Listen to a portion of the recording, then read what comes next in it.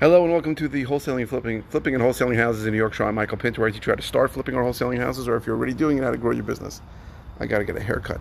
Topic today is something I get a lot of questions of. How do you raise money for a wholesale deal?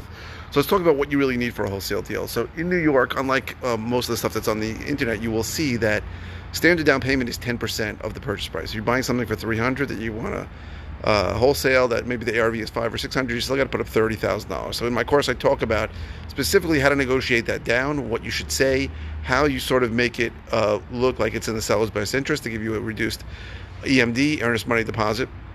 But whether you can or you can't, it's still going to be significant, right? I usually do not pay less than $10,000 for a down payment, and sometimes I have to pay a full 10%, which could be $30,000, $40,000. So what do you do? There are a few options. The first, obviously, is to borrow, right? You can borrow from somebody who has it. It's not a tremendous amount of money, $30,000, $40,000. Somebody can borrow it to you. You can give them like a 10% return. Usually, you're only going to have this thing in escrow for a couple of months, right? A quick wholesale deal. Another thing you don't learn in New York is a couple of months because attorneys get involved. So that's one way to do it. Another way to do it is to partner up, to JV with somebody like me. I do a lot of JV deals with other people who bring me deals. They just bring me the deal.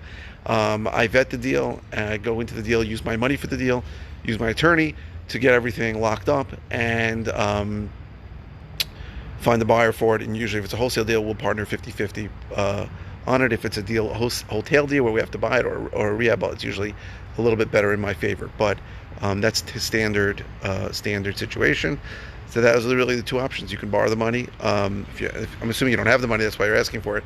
Why this topic is relevant to you, or you can JV with somebody else who will help you with the deal.